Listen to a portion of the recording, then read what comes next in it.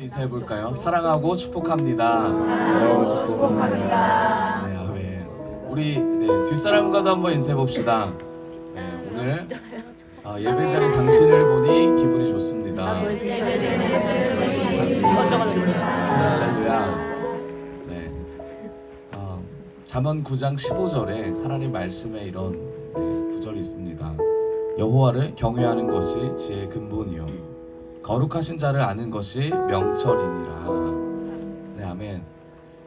이곳에 오신 여러분들 하나님의 말씀 가운데 명철과 지혜를 얻기를 바랍니다. 네, 삶의 지혜와 그 명철은 주님이 주시는 말씀 안에서만 흘러나올 수 있습니다. 네, 그 말씀을 사모하러 오셨죠? 아멘. 거기서 삶의 지혜가 나오고 하나님의 지혜가 나올 줄 믿습니다. 우리 이 시간 같이 예배를 위해서 그리고 우리 자신을 놓고 좀 기도했으면 좋겠습니다. 하나님, 제가 이 자리에 나온 것은 제가 잘 되려고 나온 게 아닙니다. 하나님의 말씀을 붙잡아 하나님 나라의 확장에 더 마음을 드리려고 이 자리에 나왔습니다. 하나님, 우리와 함께하여 주시고 나와 함께하여 주시옵소서 라고 이 시간 같이 하나님 나라의 확장과 말씀을 듣는 우리가 하나님께 더 나아가게 해달라고 같이 주님의 이름 우리 이 시간 한번 부르고 기도하며 나아가도록 하겠습니다. 주여! 하나님, 주님, 주의 말씀을 들을 수 있는 길을 열어 주시옵소서. 하나님께서 우리에게 주시는 그 말씀을 사모합니다. 오늘 주님께서 주실 말씀을 사모하며 나아갑니다. 아버지, 명철하고 지혜는 온전히 주님의 말씀에만 있음을 이 시간 선포합니다. 하나님, 세상의 지혜가 아니라 하나님의 지혜로 살게 하시고 세상이 원하는 대로 사는 것이 아니라 하나님이 원하고 말씀하신 대로 살 수 있도록 은혜를 베풀어 주시옵소서. 하나님 도와주시고 은혜를 베풀어 주실 줄을 믿습니다. 하나님의 뜻에 합당한 자로 나아가게 하여 주시옵소서. 하나님의 뜻을 분별하고 하나님의 뜻대로 나아가게 하여 주시고 아버지 그 앞에 굴복하게 하여 주시옵소서. 귀한 아버지의 말씀을 사모합니다. 하나님, 주님의 자녀들이 이곳에 모여 예배합니다. 하나님, 예배를 받아주시옵소서. 온전히 하나님과 한독하지만 하나님만 드러나는 귀한 시간 되게 하여 주시옵소서. 하나님, 도와주시고 하나님, 하나님의 주를 붙잡아 나아가는 우리 맘에 충성된 죄 사랑스러운 자녀 되게 하여 주시옵소서. 하나님 도와주시옵소서.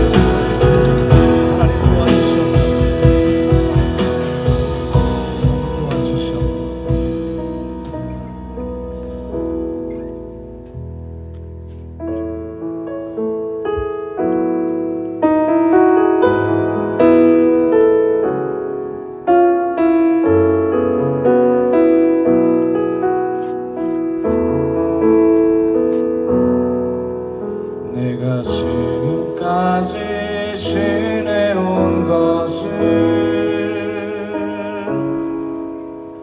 주의 은혜라 주의 은혜라 지금까지 지내온 것은 내가 지금까지 지내온 것은 주의 은혜라 주의 은혜라 지금까지 지내온 것은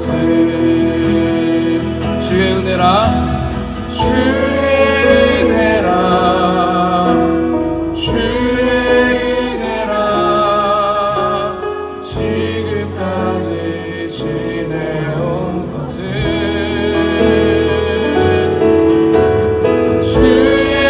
은혜라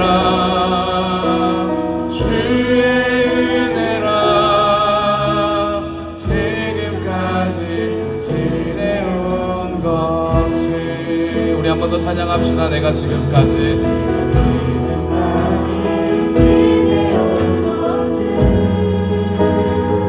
주님의 은혜입니다. 주의 은혜라 주의 은혜라 지금까지 지내온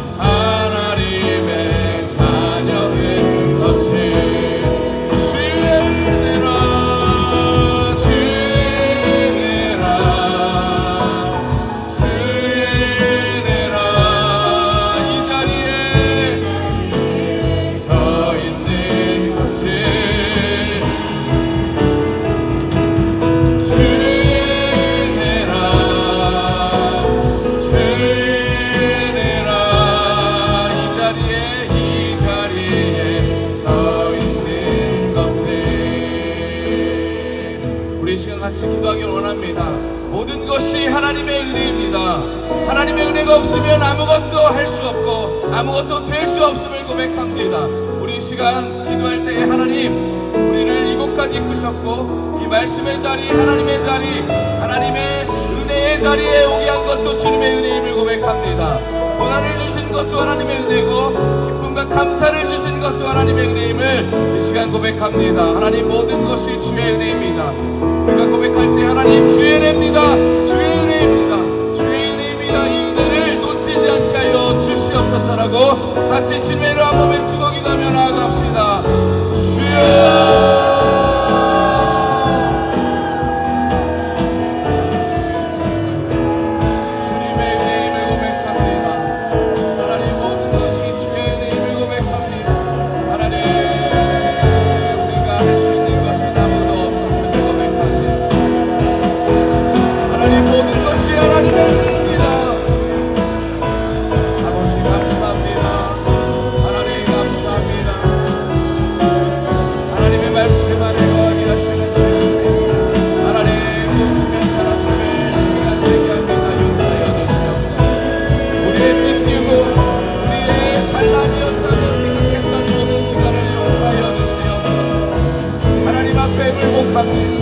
하나님을 바라보며 나아갑니다. 아버지, 도와주시옵소서.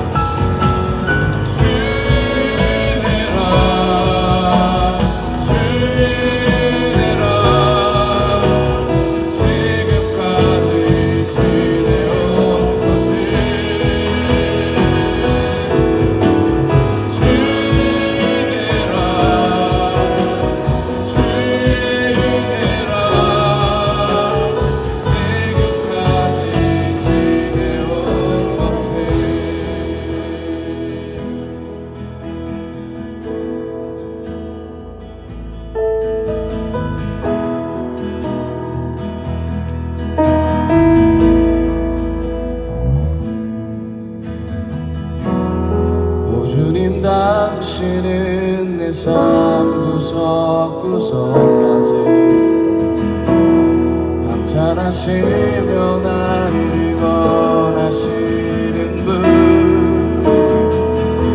내 길을 밝혀서 영원한 생명의 길로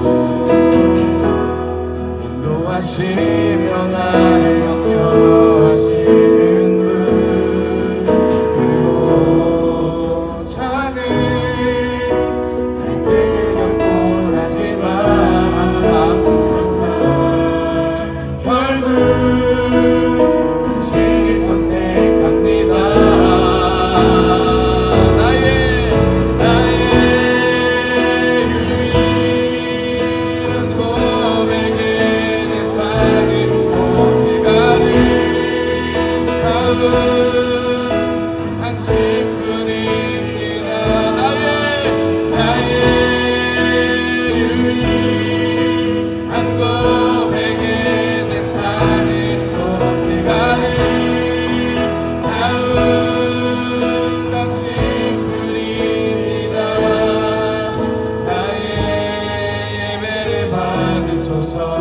홀로 영광을 받으소서. 주여, 나의 주여, 나의 주여.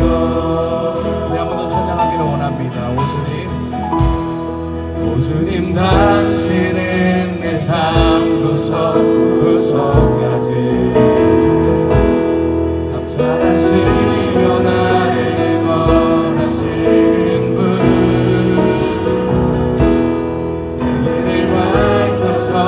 영원한 생명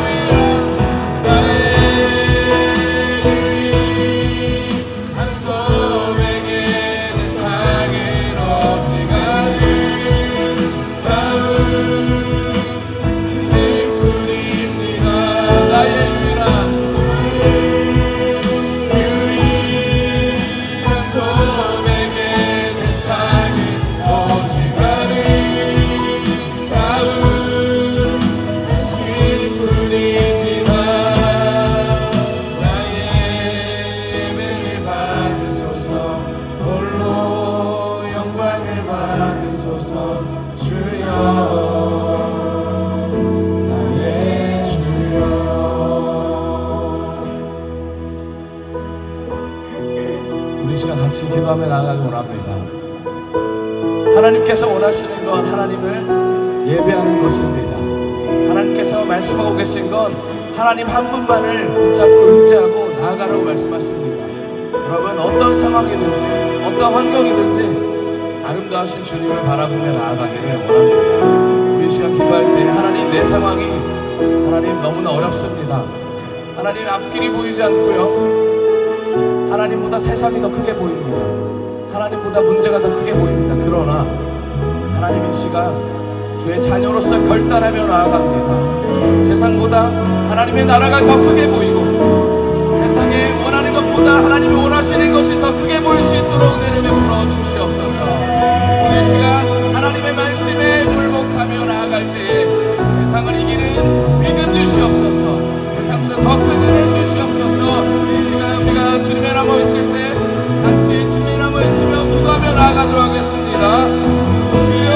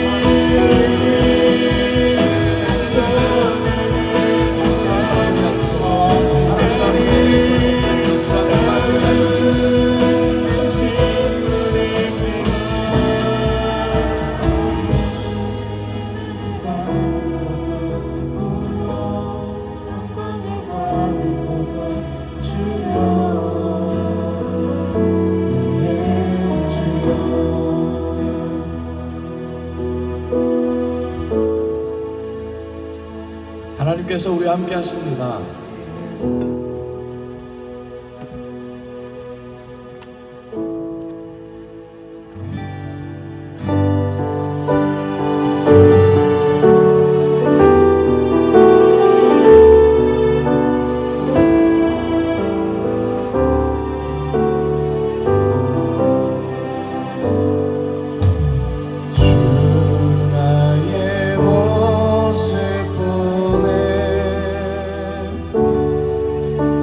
상한 나의 맘 보시네. 주 나의 눈물 안에 홀로 울던 맘 아시네. 우리 한 번 더 찬양하기 원합니다. 주 나의 모습 보시네.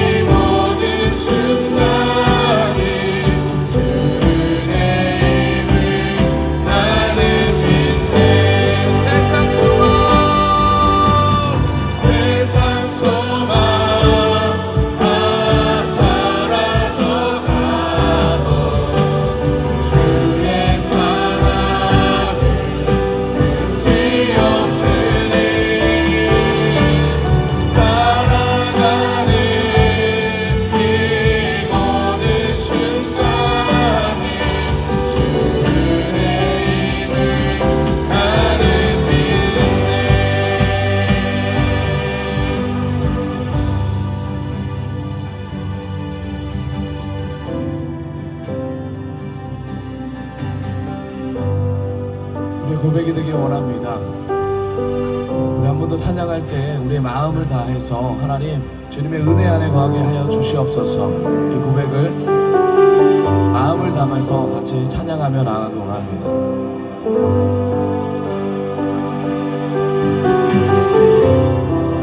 주 나의 모습 보내, 주 나의 모습 보내,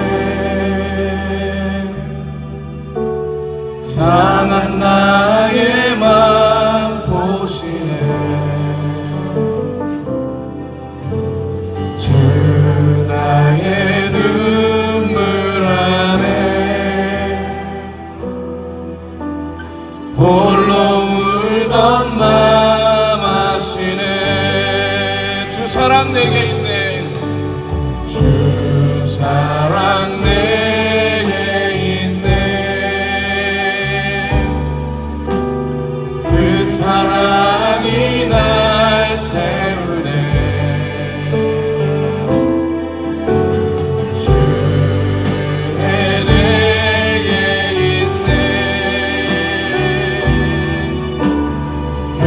그대로 날 세우네.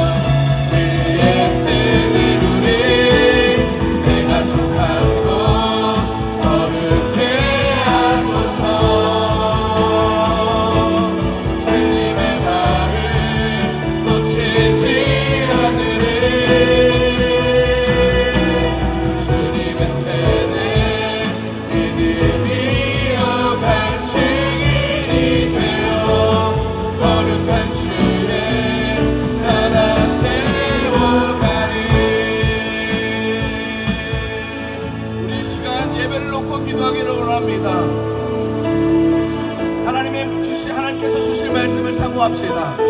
하나님 말씀을 들을 때에 하나님의 말씀이 우리 마음에 새겨지게 하여서 우리 삶이 변하게 하여 주시옵소서. 이 시간 말씀을 놓고 예배를 놓고 같이 주님의 이름 세 번 외치고 기도하며 나아가도록 하겠습니다. 주여 주여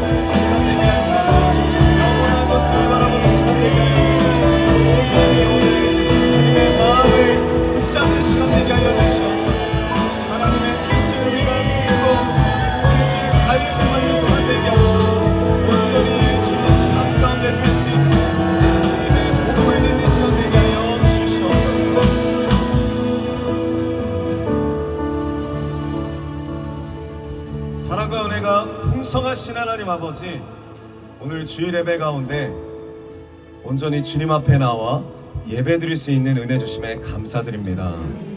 주님, 이 예배를 통하여서 더욱더 하늘의 것을 구하는 시간 되게 하시고 영원한 것을 구하는 시간 되게 하시고 영원하신 하나님, 전능하신 하나님의 뜻이 무엇인지를 우리가 우리 10년 가운데 깨닫는 시간 되게 하여 주시옵소서. 우리를 넘어서, 우리 가정을 넘어서 주님이 붙여주신 나라와 주님이 붙여주신 이 영혼들과 주님이 정말 계획하시는 주님의 모든 섭리와 주님의 뜻을 하는 시간 되게 하시고 그 뜻 가운데 우리의 인생을 결단하며 드리는 귀한 예배 시간 되게 하여 주시옵소서. 시작하는 시간부터 마치는 시간까지 주님 성령 충만함으로 우리 한 사람 한 사람 지켜주시고 인도하여 주시고 또 말씀을 전하시는 김영태 목사님에게도 주님 강한 은혜 부어주셔서 주님이 원하시는 뜻대로 원하시는 방향대로 주님의 마음을 담대히 전하는 귀한 예배 시간으로 주님 이끌어 주시옵소서. 이 모든 말씀 살아계신 예수 그리스도의 이름으로 기도드렸습니다. 아멘. 우리 사도신경으로 신앙 고백 드리시겠습니다. 나는 전능하신 아버지 하나님 천지의 창조주를 믿습니다. 나는 그의 유일하신 아들 우리 주 예수 그리스도를 믿습니다. 그는 성령으로 잉태되어 동정녀 마리아에게서 나시고 본디오 빌라도에게 고난을 받아 십자가에 못 박혀 죽으시고 장사된 지 사흘 만에 죽은 자 가운데서 다시 살아나셨으며 하늘에 오르시어 전능하신 아버지 하나님 우편에 앉아 계시다가 거기로부터 살아있는 자와 죽은 자를 심판하러 오십니다. 나는 성령을 믿으며 거룩한 공교회와 성도의 교제와 죄를 용서받는 것과 몸의 부활과 영생을 믿습니다. 아멘. 우리 주님 앞에 찬양합시다.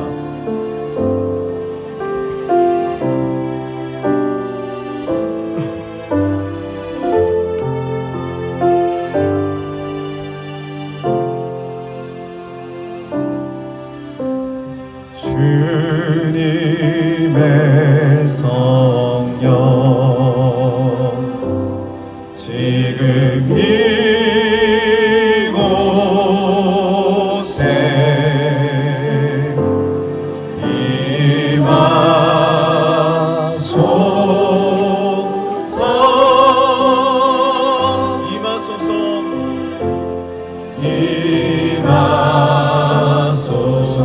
임하소서. 주님의 성령 주님의 성령 지금 이곳에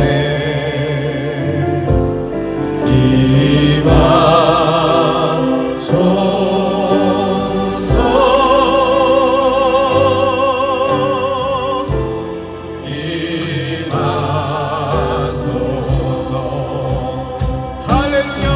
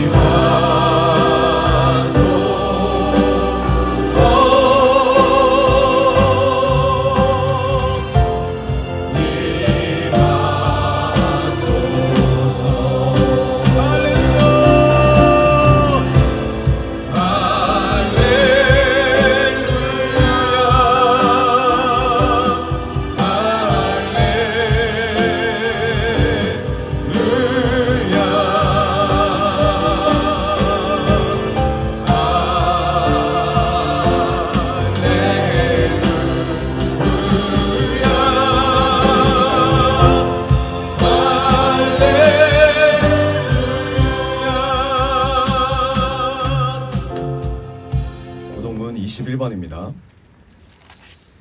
내가 여호와를 항상 송축하며 내 입술로 항상 주를 찬양하리이다.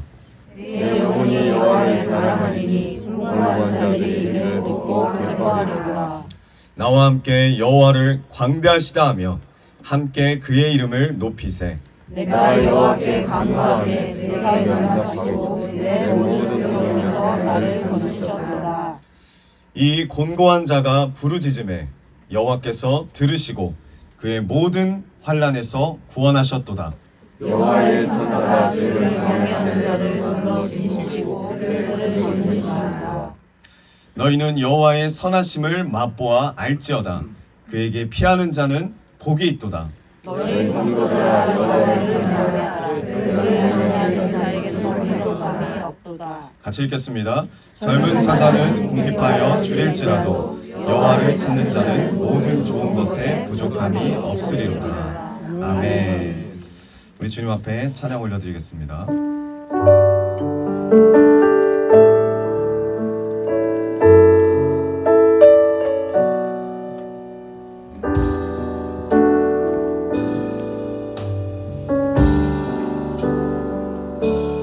주님 내가 여기 있사오니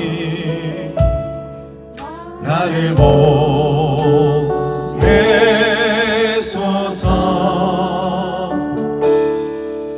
나의 몸 주께 드리오니 주 받으옵소서.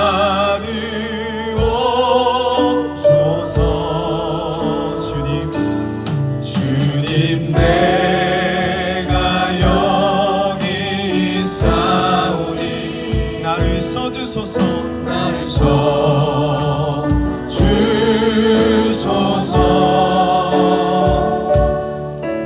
가진 것 모두 다 주께 드리오니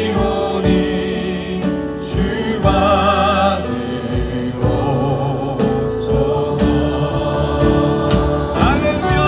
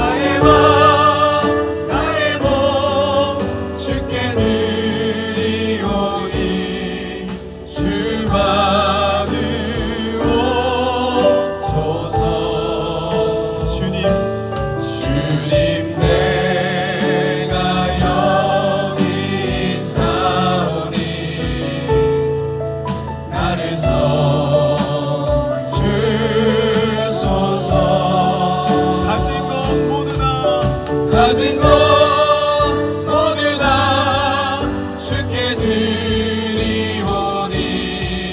주 받으옵소서. 할렐루야.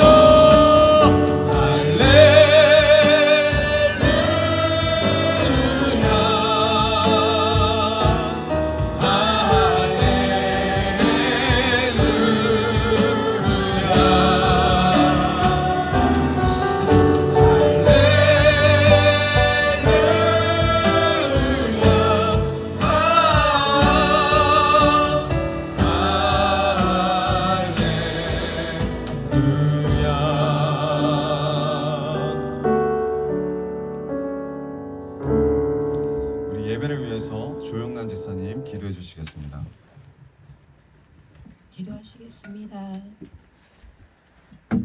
성령 하나님, 아버지, 오늘 이렇게 저희가 다 함께 모여서 하나님께 예배할 수 있도록 모든 여건과 상황을 허락하신 걸 진심으로 감사를 드립니다. 하나님, 예배를 통해서 신실하신 하나님께 영광 올려드리기를 원합니다.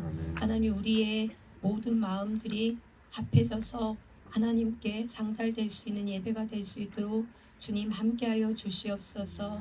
하나님, 오늘은 KP를 앞두고 멀리 미국에서 우리 김영태 목사님과 헬렌 사모님을 이곳 저희 글로비전교회 보내주셔서 정말 귀한 선물로 보내주셔서 이렇게 함께 예배할 수 있게 허락하신 것 감사드립니다.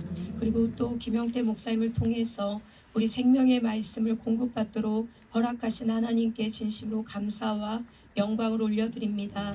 하나님, 저희들이 새해가 됐지만 매일매일 하나님 앞에 삶을 순종하며 살겠다고 결단하고 살아가지만 주님 말씀에도 순종하지 못하고 살아갈 때가 너무나도 많습니다. 주님, 그때마다 저희들의 심령이 무너지고 아버지 정말 주저앉을 때가 많지만 하나님, 우리가 복음을 다시 붙들고 하나님 앞에 다시 일어설 수 있도록 하나님 우리들을 붙잡아 주시옵고 우리가 어디에 있든지 간에 주님의 자녀로 거룩한 신부로 하루하루 매 순간마다 살아갈 수 있도록 하나님 역사하여 주시옵소서.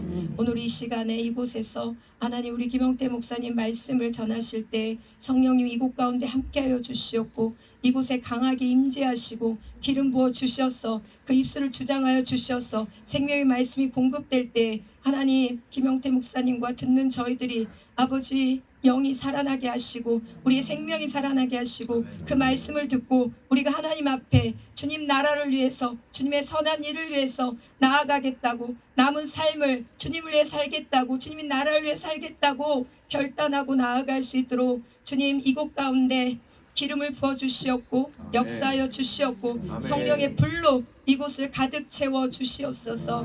우리들의 모두가 한마음이 되어서 오늘 이 시간 하나님께 영광의 예배를 드릴 때 이곳에 천국이 임하게 하시고 온전히 주님의 마음이 우리의 심령 안에 임할 수 있도록 하나님 역사하여 주시옵소서. 우리가 한마음이 되어서 며칠 후면 있을 우리 KP 사역 가운데서도 하나님 우리가 한마음으로 섬기게 하시고 아버지 그곳에 참여하는 우리의 많은 영혼들에게도 주님이시여 그곳에 모든 결박이 풀어지고 모든 묶임이 풀어져서 정말 하나님께로 돌이킬 수 있는 놀라운 역사가 일어날 수 있도록 도와주시옵소서.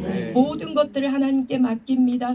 이 시간 하나님 함께하여 주시옵고 역사하여 주시옵소서. 살아계신 하나님의 예수님의 이름으로 기도드렸습니다. 아멘. 우리 말씀 보겠습니다. 말씀은 하박국입니다. 하박국 3장 2절 말씀입니다. 다 찾으셨으면 우리 한 목소리로 같이 읽겠습니다. 시작. 여호와여, 내가 주께 대한 소문을 듣고 놀랐나이다. 여호와여, 주는 주의 일을 이 수년 내에 부응하게 하옵소서. 이 수년 내에 나타내시옵소서. 진노 중에라도 긍휼을 잊지 마옵소서. 아멘. 네, 우리 하나님께서 2024년 주시는 첫 번째 선물입니다. 우리 김영태 목사님을 보내주셔서 또 생명의 말씀, 귀한 복음의 말씀을 이 시간에 또 전해주실 텐데 부흥만이 살 길이다 라는 제목으로 하나님의 말씀 선포하실 때 우리 목사님 나오실 때 우리 기쁘게 할렐루야로 우리 맞아주셨으면 감사하겠습니다. 자, 할렐루야! 할렐루야! 만나서 반갑습니다. 계획한 건 아닌데 어떻게 하다 보니까 2024년 첫 설교를 또 제가 하게 됐습니다. 또 하나님의 계획이신 것 같고 오늘 정말 하나님의 말씀을 통해서 저와 또 우리 글로벌 비전교회 이 시대에 하나님께서 우리를 불러주신 하나님의 뜻이 밝게 드러나는 시간 되기를 주님을 축복합니다. 정말 이 부흥만이 우리와 또 우리 민족, 이 나라가 살 길인 것을 여러분 말씀을 통해서 또 깨닫게 되고 어느 때보다 부흥을 사모하며 기도하는 우리 글로벌 비전교회 되기를 주님을 축복합니다. 우리가 인식하고 있는지 잘 모르지만 지금 대한민국은 정말 위기 가운데 있습니다. 여러분 어떻게 생각하는지 모르겠지만 우리는 지금 위기 가운데 있는데 얼마나 위기 가운데 있는지 말씀을 통해 깨닫게 되고 이 위기를 극복할 수 있는 유일한 길, 소망은 하나님께서 우리를 방문하시는 겁니다. 특별한 방문으로 방문하시는 부흥만이 나와 내 가족과 그리고 이 나라 이 민족이 살 길이라는 것을 깨닫게 되시면 축복합니다. 대한민국의 많은 청년들이 이 결혼할 생각을 하지 못한다고 그러더라고요. 또 결혼을 해도 아이를 낳을 생각도 없다고 이렇게 제가 들었습니다.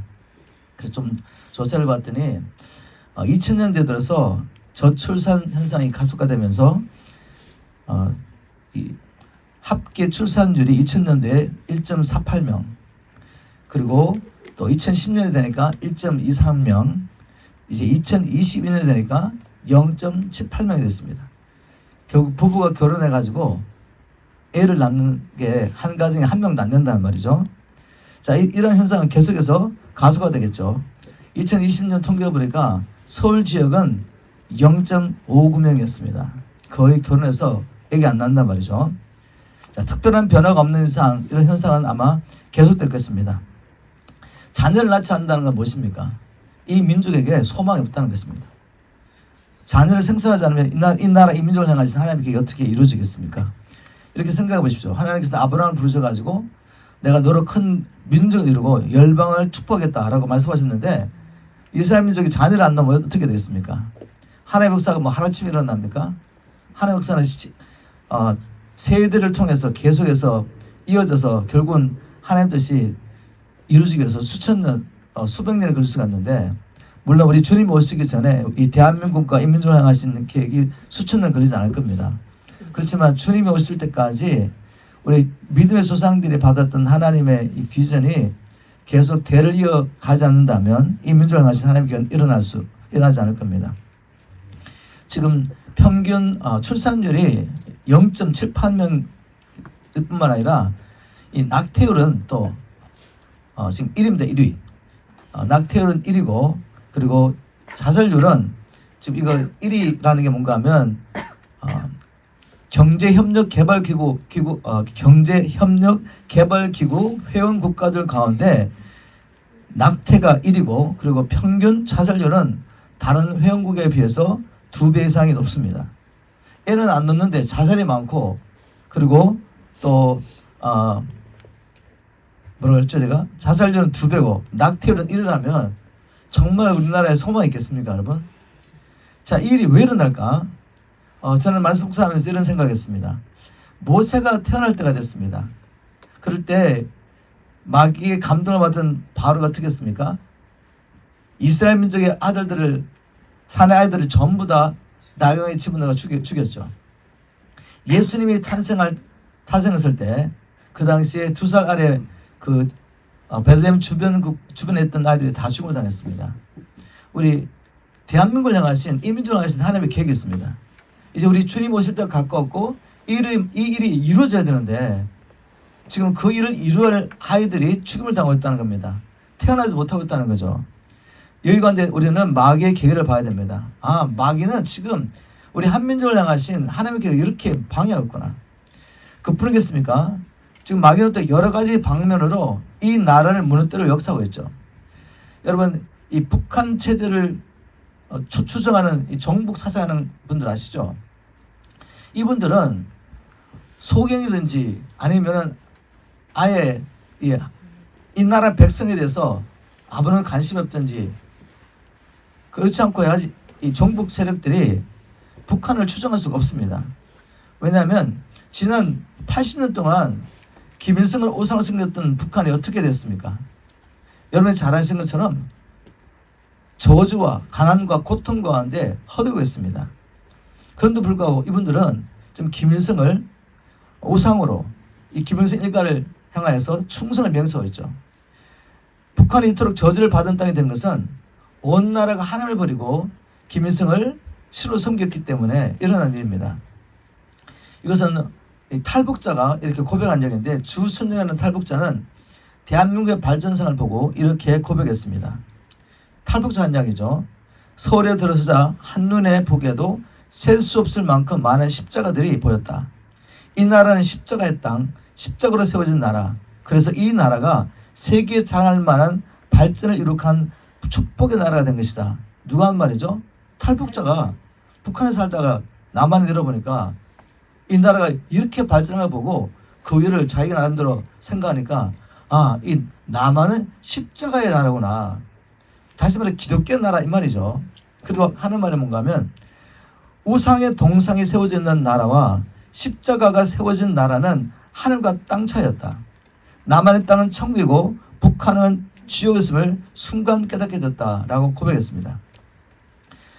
하나님을 섬기는 백성들이 있는 대한민국은 하나님의 놀라운 축복을 받고 한강의 기적을 이뤄서 경제 대국이 되고 또 20세기에 기독교 성장률 1위 국가가 되었습니다. 반면에 똑같은 시간에 북한은 김일성을 우상으로 섬기며 하나님을 섬기면서 20세기에 기독교 박해 1위 국가가 되었습니다. 그 결과로 우상 숭배자들이 받는 모든 저주를 이 나라 이 백성들이 받게 됐습니다. 역사를 통해 이런 사실이 분명히 드러났음에도 불구하고 이 종북 세력은 김일성 일가를 향하여 충성을 맹세하고 남한을 적화시키는 일에 지금 혈안이 되었습니다. 그들은 생명을 바쳐서 적화통일을 하려고 하죠. 그런데 안타까운 사실은 무엇입니까? 남한에 있는 대부분의 사람들은 이런 일에 별로 관심이 없습니다. 혹시 여러분들 가운데도 이런 일에 전혀 관심을 가지고 있지 않았다면 여러분의 지금 신앙생활은 이기적인 신앙생활이지 하나님 나라를 구하는 신앙생활은 아니죠. 하나님 나라의 뜻을 이루려는 마음은 별로 없고 하나님조차도 예수를 믿는 것조차도 우상이 되어가지고 나를 위한 예수가 되는 것입니다. 그것은 여러분 잘못된 우상 숭배입니다. 이스라엘 백성이 여호와 하나님을 섬겼지만 그들의 중심에 무엇이었습니까? 왜 여호와를 그렇게 열심히 섬겼나요? 이 땅의 축복을 위하여, 나를 위해서. 그래서 여호와가 아닌 이상한 신을 섬겼던 것입니다. 입으로는 여호와라고 말했지만 그들은 금송아지를 만들어서 이 금송아지가 우리 욕심을 채워줄, 그리고 우리를 애굽에서 건져낸 신이라고 섬겼던 것입니다. 오늘날 교회 안에도 이런 사람들이 많이 있습니다. 우리 글로벌 비전 교회 이런 분들 한 분도 없기를 주님을 축복합니다. 왜냐하면 예수를 부르면서도 그 안에 중심에 내가 있고 나를 위한 예수를 숨겼다면 이스라엘 백성들이 결국은 우상 숭배를 하다가 멸망한 것처럼 멸망하지 않겠습니까? 대한민국에는 이런 정복 세력만이 적으로 있는 것이 아니라 또 뭐가 있습니까? 이슬람 세력이 있습니다. 이슬람 세력이 지금 계속 들어오고 있는데 이슬람 사람들은 뭐죠? 자식 엄청 많이 낳습니다. 우리는 0.78명을 놓고 있는데 얘들은 6명, 7명 낳는단 말이죠. 이제 100년이 지나면 어떻게 되겠습니까? 이 대한민국, 한민족이 어떻게 되겠습니까? 없어지는 겁니다. 점점 사라지는 거죠. 이 민족이 사라진다는 것은 이 민족을 향하신 하나님에게 어떻게 된다는 말입니까? 이룰 수 없는 것이죠. 바로 이 무슬림 세력이겠죠. 또 동성애를 합법화하는 세력이죠. 여러분 동성연애에 빠져 동성결혼하면 자식이 생기겠습니까? 자식 안 생기죠. 무슨 일이 있는 줄 아시겠습니까? 거기다가 이단 세력이 또 한국에는 얼마나 많습니까? 이렇게 한국 사회는 마귀의 총공격을 받고 있습니다. 지금 대한민국을 대적하는 이 세력들의 모양이 이런 모양 저런 모양이지만 이 끝에는 누가 있습니까 지금? 이 세상 인간 마귀가 있는 것이죠. 마귀는 이 민족과 이 나라를 향한 하나님의 계획을 지금 저지하려고 이렇게 발악을 하고 있습니다. 자, 그런데 마귀가 이렇게 총공격일 때 이 나라를 지킬 수 있는 사람이 누구겠습니까? 누가 이 나라를 지킬 수가 있겠어요? 이게 영적인 싸움인데 훌륭한 정치가 나타나가 이 문제 해결할 수 없습니다. 결국은 하나님이 이 땅에 오셔야 돼요. 하나님이 이 땅에 부흥을 허락하셔야 되고 그리고 이 교회가 일어나서 이 싸움을 싸우는 것입니다. 근데 만약 우리가 이기적인 신앙에 빠져가지고 내 앞만 편하게 살다가 천국 가면 된다는 이런 생각을 가지고 신앙생활하고 있으면은 어찌 이 나라를 향하신 주님의 뜻이 이루어지겠습니까? 이 나라는 교회가 일어나서 기도하지 않고 교회가 이 땅에 세워진 목적대로 주의 나라와 의를 구하지 않으면 이 나라는, 이 민족은 아무런 소망이 없습니다. 이러한 때 주님은 이 나라와 이 민족을 향하신 하나님의 계획이 이루어지도록 사람을 찾고 계십니다. 오늘 선포되는 말씀을 통해서 사람을 찾으시는, 일꾼을 찾으시는 주의 음성을 듣고 여러분들 이렇게 고백하여 주님을 축복합니다. 아멘. 주님, 내가 여기 있습니다. 나를 사용해 주십시오. 나를 보내십시오. 이렇게 응답하는 저와 여러분 되기를 주님을 축복합니다. 그래서 오늘은 우리 민족을 향하신 하나님의 계획이 무엇인지, 대한민국을 향한 주님의 계획이 무엇인지 이 대한민국의 건국 역사를 통해서 하나님께서 이 나라를 왜 어떻게 시작하셨는지 한번 살펴봤으면 좋겠습니다.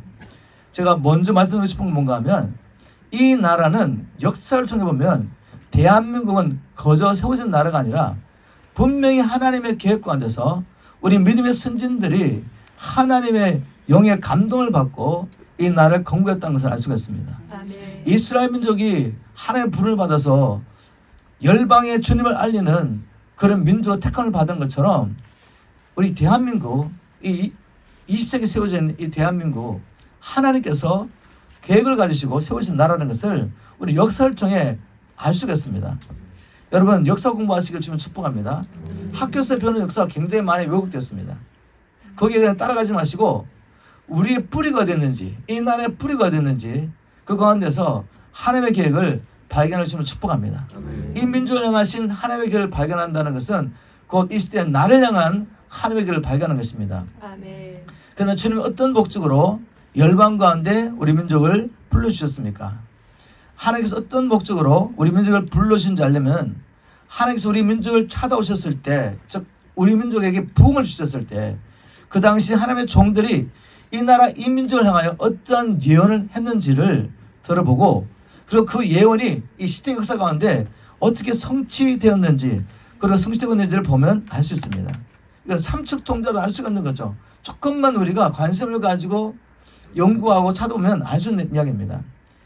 감리교에서 발행했던 코리안 메시디스트 1905년입니다. 지금 1905년으로 돌아가는 거예요. 지금 1905년 9월에 어떤 기사가 올라왔냐면 한국 극동의 팔레스타인이라는 글이 기재되었습니다.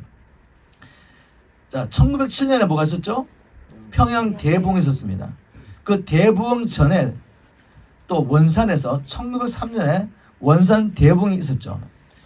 1903년에 하디 선교사를 중심으로 원산에 일어났던 부흥이 서울과 평양을 번져가는 것을 보고 제가 믿기로는 이 감리교의 선교사님이 이런 글을 올린 거죠. 그게 어떤 글을 올렸냐면 이 모든 것에 있어서 거룩한 목적은 무엇인가?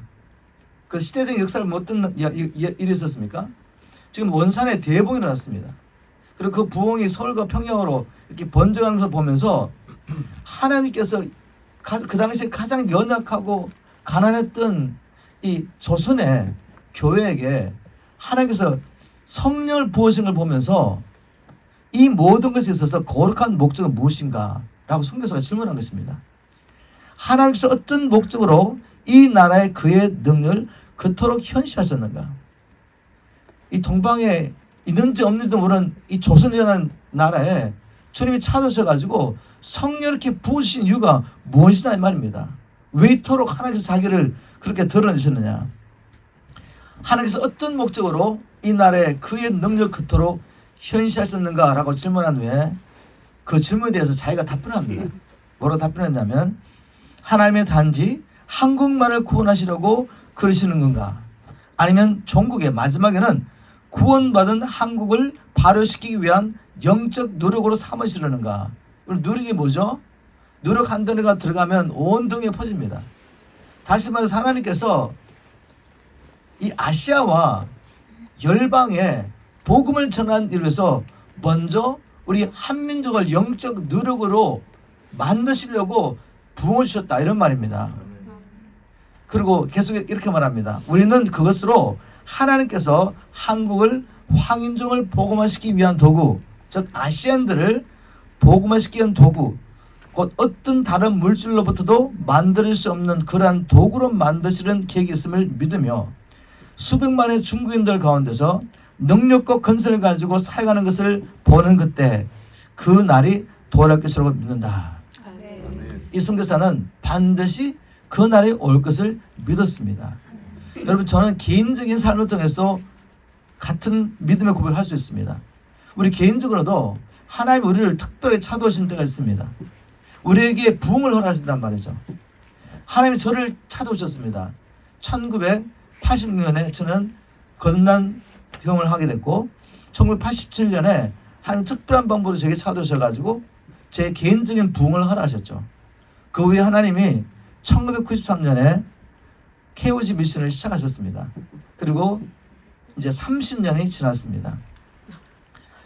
저 그때 가진 것도 없고 아무것도 없는 그냥 청년이었습니다. 이민을 갔는데 배운 것도 없고 기술도 없고 어떻게 살지도 모르는 그런 상황 가운데서 저는 이제 훌륭한 뮤지션이 돼가지고 음악을 하려고 했는데 하나님은 저를 이 광야라는 그 당시 사막 아리조나에 저를 집어넣으시고 주님이 저를 기다리고 계셨습니다. 그리고 성령의 능력을 부으시고 난 다음에 하나님은 놀라운 일을 하셨죠. 저로서는 도저히 상상하지 못했던 이 마지막 때 하나님 나라에서 하나님의 군대를 일으키는 일을 하셨습니다. 자, 저는 이런 경험을 통해서 하나님께서 우리 한민족 교회를 거의 120년 전에 찾으셔서 성령의 기름을 부으실 때 이유가 있다는 것입니다. 이 성경에서 고백한 대로 하나님은 우리 한민족을 통해서 아시아뿐만 아니라 열방을 복음할 계획을 가지고 계셨습니다. 1905년 당시 한국에서 사역했던 감리교사가 받았던 이 비전을 정리하면 이렇습니다. 감리교 선교사는 그 당시 한국교회 가운데 하나님께서 부어주시는 능력을 경험하면서 하나님께서 한국교회 외에 이토록 큰 능력을 부으신 목적이 한국교회를 통해 황인족들의 구원, 즉 아시아 복음화를 위해서 그렇게 하셨다고 믿었습니다. 자, 일단 아직 평양 대봉이 있기도 전에 이런 예언의 말씀이 선포된 것이죠. 그런데 더 놀라운 사실은 감리교 선교사가 이런 예언의 기사를 쓰고 있을 당시 조선의 상황이 어떠하냐 보면 조선에는 전쟁이 두 번 있었습니다. 어떤 전쟁이 있었냐면 청일 전쟁이 1894년부터 95년까지 청일 전쟁이 있었단 말이죠. 이 전쟁의 목적이 뭐죠? 이 한반도의 지배권을 놓고 청나라와 일본이 싸운 겁니다. 어디서? 이 한반도에서. 전쟁을 할 때 자기 나라 사지 않고 우리나라 사고 있는 거죠. 무엇을 위해서? 이 민족을 삼키려고. 이 민족을 지배하고 싸웠는데 일본이 이기게 되죠. 나중에 이제 1904년과 1905년, 한 10년 후에 또 러일 전쟁이 일어납니다.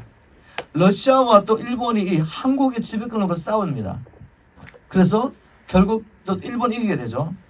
여러분, 이런 일을 통해서 지금 일본이 완전히 한반도를 지배할 세력을 구축하기 시작합니다.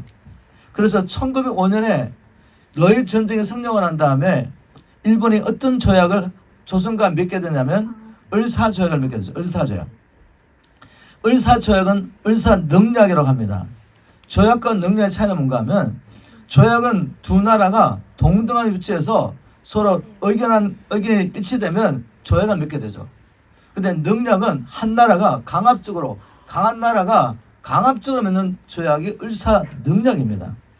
지금 을사능력의 목적이 뭔지 아십니까? 한국의 외교권을 완전히 박탈합니다. 우리는 다른 나라와 이제 우리 스스로 어떤 교육을 할 수가 없어요. 일본의 통제를 있는 것입니다. 자, 뭘 하려고? 한일 합방을 준비하는 거죠. 이렇게 힘들고 어려운 상황 가운데서 다시 말해서 이 한국의 미래가 보이지 않지 않습니까? 소망이 사라진 것입니다. 우리 국군이 이제 일본에 넘어가게 되고, 그리고 이미 그렇지 않아도 조선 말기에 가난하고 힘들던 이 민족이 이 땅에서 두 번의 큰 전쟁을 겪으면서, 그럼 어떻게 됩니까? 전쟁이 우리나라에 있었단 말이죠. 전쟁이 일어나면 제일 힘든 사람이 누군지 아세요? 여자들 약탈당하죠. 그리고 모든 재산들 약탈당하죠. 전쟁하려면 물자가 필요하고, 그리고 그다음 먹을 게 필요한데 그걸 다 이 땅에서 다 취하는 겁니다. 그래서 이 나라가 완전히 그냥 바닥이 난 거죠. 이렇게 이 나라가 무너지고 소망이 없을 때 하나님은 주의 종을 통하여 놀라운 예언을 선포했습니다. 이렇게 찢어지고 무너지고 가난하고 소망이 없는 이 나라가, 이 민족이 아시아를 복음으로 점령할 것이다. 아시아의 복음을 위해서 내가 널 택했다고 말하는 것입니다. 아멘입니까, 여러분? 아멘. 이걸 붙잡으셔야지. 지금 우리 상황이 어떻게 힘들고 이걸 바라고 있으면 되겠습니까? 그것은 중요한 게 아니에요. 오히려 어려운 상황, 내게는 인간적 소망이 없는 그 상황이 하나님을 바라보게 만드는, 하나님께서 우리를 인도하시는 방법입니다. 우리 한민족은 바로 이렇게 힘들고 어려울 때 하나님을 발견하게 되고 그분 안에서 이 민족을 향한 하나님의 계획을 깨닫게 됩니다. 감리교회 선교사의 이 예언이 70년이 지난 후에 어떻게 성취됐습니까? 한국은 동남아시아와 중앙아시아의 수많은 선교사를 파송하는 나라가 되는 거죠. 여러분 70년에 이런 일이 났다는 거죠. 70년에. 놀라운 일입니다. 자, 이것이 감리교 선교사가 예언한 것이고, 또 이제 사멸무어라는 선교사가 있습니다. 사멸무어는 비슷한 시기에 이 한반도가 이렇게 힘들고 어려울 때 한국을 동방의 등불이라고 예언했습니다. 무어 선교사는 1890년에 아내와 함께 조선에 오게 됩니다.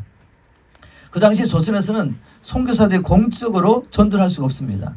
그래서 했던 일이 뭔가 하면 교육과 의료 사역을 통해서 왕실과 상류 계층의 사람들과 교제하면서 신뢰를 쌓고 있던 그때 이 무어 선교사는 한국의 조선에 와서 뭘 했냐면 그 당시에 한국 사회에서 가장 낮은 계층의 계급의 사람들이 있었는데 백정이라는 사람이 있어요. 백정. 이 사람들이 나가서 복음을 선포합니다. 백정은 조선시대 때 도살업 그리고 유기제조업, 육류 판매업 등을 주로 하던 사람들로서 천민청이에요. 천민청. 무어선교사는 그 당시에 조선사회에서 가장 천대를 받던 이 천민들에 가서 아무도 복음을 안 전할 때 이 천민들이 복음을 전합니다. 그리고 이들의 권리를 위해서 계몽을 위해서 힘썼죠. 이 무어선교사가 1906년, 이 시간을 잘 기억하셔야 돼요. 1903년에 원산 부흥이 있었고, 원산 부흥이 있은 후에 이제 4년, 5년에 이 나라에 어려운 일들이 있었지만 그 가운데 하나님의 몸된 교회, 하나님의 성령을 부으시면서 원산에 시작됐던 이 복음의 역사가 평양과 서울로 번져가며 이 부흥이 일어나고 있었습니다. 아직 가장 강력한 부흥은 오지 않았지만 부흥이 일어나고 있었단 말이죠. 이런 때 1906년경에 4월에 이 무어 선교사가 The Vision and the Task라는 잡지에다가 이런 글을 기재했습니다. 어떤 글을 기재했냐면 각 민족은 위대한 세계 역사에서 그들 자신들의 위치와 의무를 갖는다. 즉 하나님이 어떤 한 민족에게 무언가 시대의 역사 가운데 무슨 일을 이루라고 그 나라를 세운다는 이 말이죠.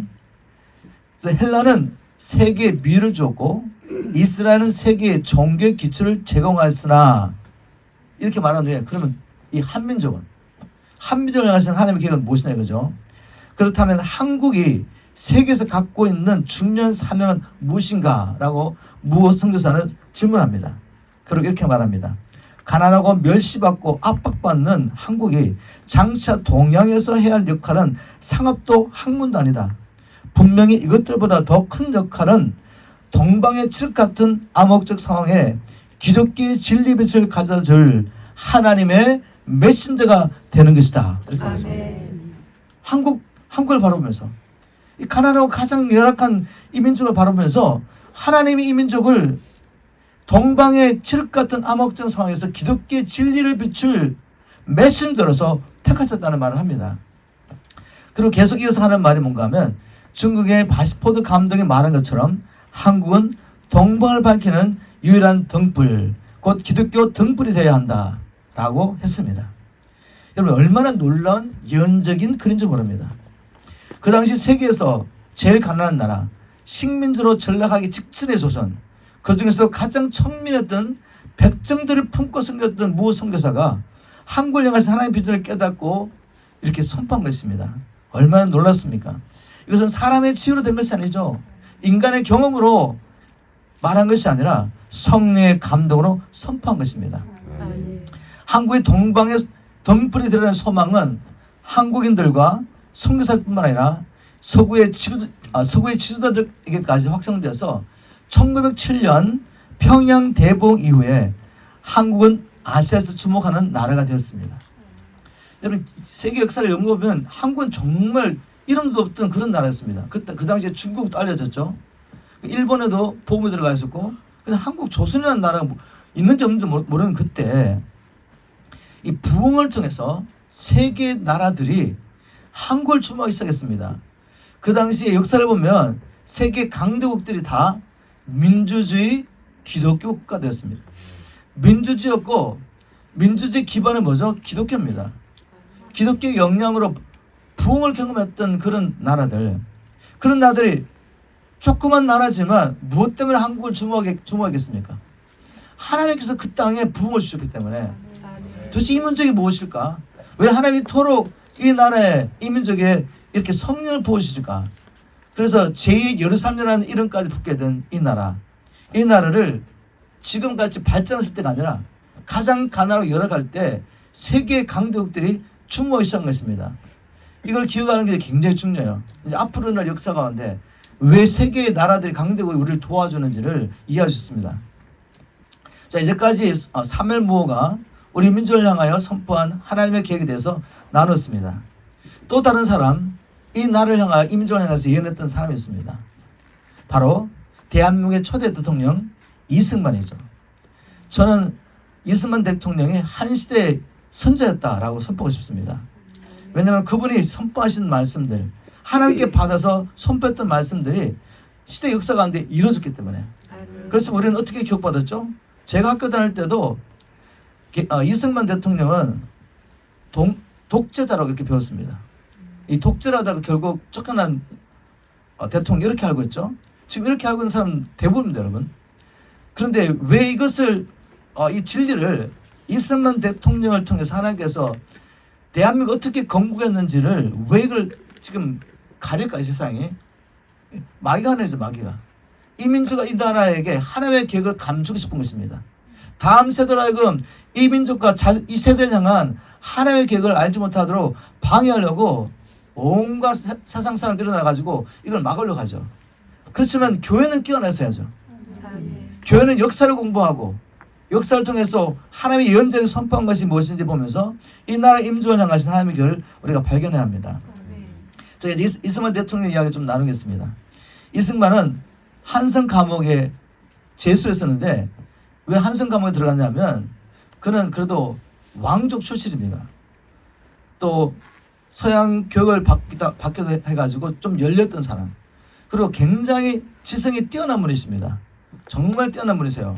이분이 나중에 미국에 유학을 가게 되는데 그 당시에 한영 사전이 없을 때 5년 안에 학부를 공부하고 그 다음에 또 박사학위를 받고 정치학 박사를 받고 그 다음에 또 신학을 공부합니다. 5년 안에. 아주 똑똑한 분이세요. 사전도 없을 때. 자, 이분이 이 나라의 계획을 외치다가 결국은 감옥에 수감되는데 상속료를 받고 감옥에 수감되죠. 바로 그 감옥 안에서 배제학당에 다닐 때는 선교사를 통해서 하나님에 대한 얘기를 들었지만 성경에 대한 이야기 들었지만 관심이 없다가 감옥 안에 앉아있으면서 그가 성경을 보기 시작합니다. 그리고 성경보다 주님을 만나게 되죠.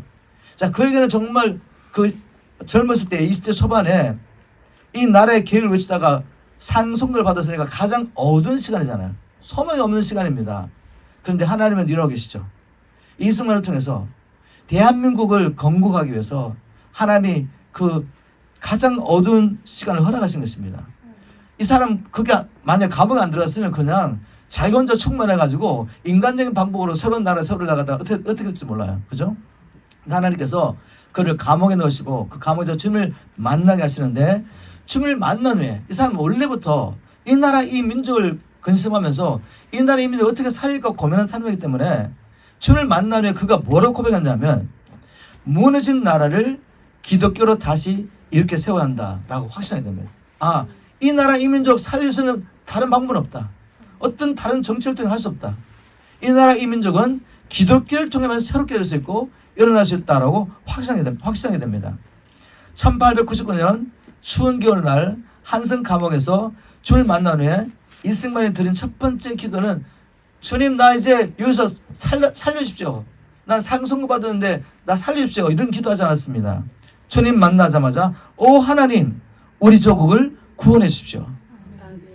그리고 나의 이 영혼을 주님께 바칩니다. 내 영혼을 구원해 주십시오. 라고 기도했습니다. 한성 감옥에서 이승만을 만나주시고 그에게 보신 한골 행하신 하나님의 계획은 무엇이냐면 기독교로 세워지는 나라였습니다. 기독교로 세워지는 나라. 그가 감옥에 있으면서도 글을 계속 썼습니다. 글을 썼는데 그가 이제 서양의 책들을 읽어보면서 서양 발전한 나라에 대해서 배우게 됩니다. 그리고 지금 강대국들을 보니까 공통점이 있더라는 거죠. 무엇이었습니까? 민주주의 나라이며 기독교 나라였던 거죠. 기독교 나라였고 민주주의라고 했다는 거예요. 근데 조선 500년 동안 뭐 했습니까? 왕이 다스리면서 쌍놈 양반 갈라놓고 또 남전 여비 사상 때문에 여자는 아무리 뛰어나도 공부할 기회도 없고 그냥 종처럼 살아야 되는 것입니다. 어떤 쌍놈이 아무리 뛰어나도 그런 양반이 될 수 없습니다. 정치를 할 수도 없고 영향을 미칠 수도 없는 거죠. 자, 이런 사회에서 이승만은 주를 만나고 난 다음에 기독교로 세워지는 나라를 꿈꿉니다. 기독교 나라, 하나님 나라를 꿈꾼 것이죠. 청년 이승만 자서전에서 이승만은 이렇게 썼습니다. 오로지 남은 하나의 희망은 한국 사람을 거듭나게 하는 것이요. 거기는 기독교 교육이다. 나의 인생의 목적은 이 길을 위해 준비하는 것이다.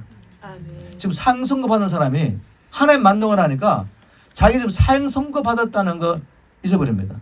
하나님 이런 비전을 주셨다면 죽어도 사는 거죠. 여러분 어떤 상황이 있든지 간에 우리에게 소망이 생길 수 있는 것은 하나님을 발견하고 그분을 향하신 나를 향하신 그분이 이 시대에 이루기 원하는 계획을 발견하면 소망이 있습니다. 하나님이 창세 때를 그렇게 계획하셨다면 그 일이 이루어져야 되고 지금 그 일을 방해하는 모든 방해물들은 결국은 제거될 수밖에 없는 것입니다. 내가 경험하는 모든 상황들이 결국 하나님의 뜻을 이루려고 나를 그렇게 인도하는 것뿐이죠. 요셉의 삶을 봐도 똑같지 않습니까? 하나님이 그에게 비전을 주셨습니다. 다시 말하면 이스라엘 민족을 구원할 비전을 주셨다는 거죠. 야곱의 가정은 결국은 이스라엘 민족으로 바뀌게 되는데 그 비전을 받았는데도 불구하고 그는 계속 상황이 어려워지죠. 그런데 그 모든 과정이 필요했습니다. 여러분이 비전을 받은 자라면 어떤 어려운 상황이 있다 할지라도 그것은 나를 향하신 하나님의 계획을 이루기 위해서 꼭 지나가야 될 과정을 갖고 소망 중에 기도하시고 주님을 바라보기를 주님을 축복합니다.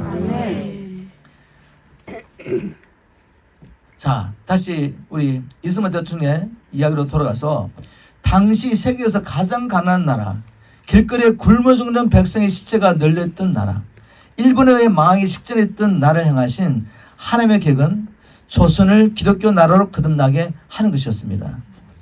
한반도의 기독교를 통해 새로운 나라를 세운다는 이 비전이 이제 이승만을 통해서 한성 감옥에서부터 전달되기 시작합니다. 전파되기 시작합니다.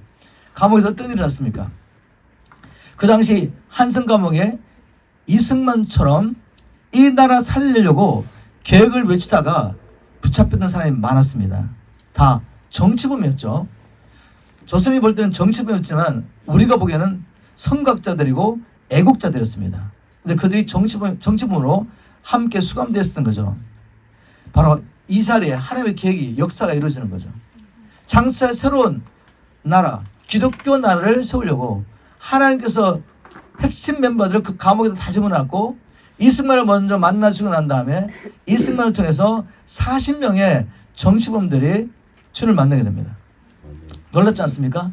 그들이 대한민국의 이를 중요한 핵심 멤버가 되는 거죠. 주님의 놀라운 역사라고 말할 수밖에 없습니다. 이승만이 보았던 한반도를 향한 하나님의 계획, 즉 한반도에 기독교를 통해 새로운 나라를 세우겠다는 하나님의 계획이 이제 구체화되면서 1919년 8월에 이승만은 상해 임시정부의 최고 지도자로서 미국을 향한 호소문을 작성합니다. 이 중간에 이제 스토리는 좀 생략하고 이승만 대통령이 이제 결국은 특별한 방법으로 풀려나게 되죠. 미국에 제가 기억한 미국에 뭔가 대사를 보내야 되는데 이승만 대통령 이승만처럼 영어를 잘하는 사람이 없었어요. 그래서 사형 선고를 받았지만 특혜를 받고 대사가 돼서 가게 되었는데 어쨌든 그런 과정 가운데서 이승만이 미국에 나중에 유학을 가게 됩니다. 유학을 가게 되고 하나님께서 이 이승만을 준비해 가지고 1919년에 됐을 때 이승만이 상해 임시정부를 세우는데 거기에 최고 지도자 되어서 독립운동을 하면서 미국을 향해서 우리 도와달라고 말하면서 호소문을 쓰게 되는데 그 호소문이 어떤 내용인가 보면 이렇게 호소하고 있습니다. 우리 주장은 대한민국 임시정부로서 정부의 대표로서 이렇게 말하는 겁니다. 우리 주장은 하나님이나 사람의 율법 앞에 떳떳한 것이며 우리의 목적, 이 임시정부의 목적, 즉 임시정부는 앞으로 세워질 나라를 지금 준비하고 있는 거죠. 이제 앞으로 한반도에 세워질 나라에 대한 비전을 이렇게 말합니다. 우리의 목표는 일본의 압박을 면하고 자유를 회복하는 것이며 우리의 목적은 아시아의 민주화이며 우리의 소망은 기독교의 전 세계적 복음이다. 아멘. 여러분, 어느 나라가 세우면서 우리는 이런 나라 세울 거야. 이런 나라를 세우면서 우리는 먼저 일본의 앞지로부터 독립해야 되고 우리 이 나라 세워지면 아시아가 민주화하는 일에 우리가 주체가 될 것이며 이제 열방의 복음을 전하는 기독교를 전 세계 복음하는 나라가 될 거야. 이렇게 외치는 나라가 있습니까, 여러분? 이승만은 기독교인이라는 개인으로서 미국을 향한 호소문을 이렇게 쓴 것이 아니라 임시정부의 대표로서 이 이야기를 한 것입니다. 자, 여러분, 이 세 가지 목표 분명한데 일본으로부터의 독립, 아시아의 민주화, 그리고 놀랍게도 세계 복음화라고 말했습니다. 그런데 여러분, 왜 미국을 향하여 이렇게 말했냐면 그 당시에 미국이 자유민주주의 기독교 나라의 대표였습니다. 그래서 이걸 가지고 호소하는 것이죠. 너희들 나라 민주주의 나라이고 기독교 나라인데 우리도 그런 나라 세울 거야. 우리는 아시아뿐만 아니라 열방을 복음하는 일을 위해서 우리가 이 나라를 세우려고 하기 때문에 민주주의 나라이고 기독교 나라 미국 너희들 반드시 우리를 도와줘야 돼. 이렇게 말하는 것입니다, 여러분. 놀랍지 않습니까? 저는 이걸 발견하면서 야, 정말 놀랍다. 어떻게 한 나라가 세워지면서 세계 복음화의 비전을 가지고 나라를 세우는 나라가 있습니까? 여러분, 이런 이야기 처음 들어보셨죠? 많은 분들. 여러분, 이런 비전 가운데 우리 대한민국이 세워졌습니다. 이 짧은 시간에 이 놀라운 기적을 이룬 것은 우리가 하나님께 받은 비전을 가지고 우리 믿음의 조상들이 이렇게 외쳤기 때문에 하나님이 간섭하신 것이죠. 아멘.